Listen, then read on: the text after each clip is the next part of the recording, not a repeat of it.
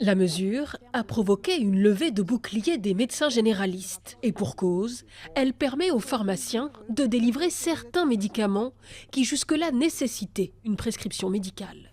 Il n'est pas du tout question de donner un droit de prescription aux pharmaciens.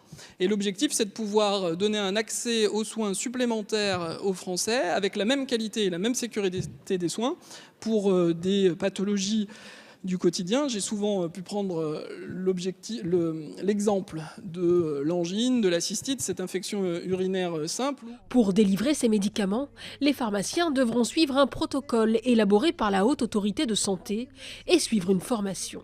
Insuffisant pour l'opposition, qui craint pour la sécurité des patients. Derrière une maladie, enfin quelque chose qui peut paraître comme tout à fait bénin, vous avez cité une angine, vous avez cité une cystite, il peut se cacher quelque chose de bactériologique, avec un germe infectieux ou autre qui peut devenir dangereux. La ministre tente de rassurer sans succès.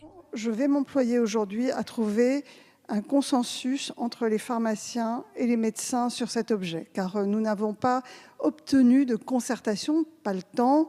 Ça a été un amendement proposé dans le cadre de la loi. Je crois que ça nécessite encore du travail avec les acteurs. Et je dois dire, Madame la Ministre, que le fait de renvoyer au possible consensus, compromis que vous allez trouver, nous met dans une situation où nous ne savons pas exactement ce que nous votons. Mais avouez que pour les législateurs que nous sommes, c'est quand même assez surprenant d'entendre dire « votez, votez », puis on verra à l'arrivée de quoi il s'agit sur un sujet, je le répète, qui a des enjeux de santé publique. C'est un peu léger.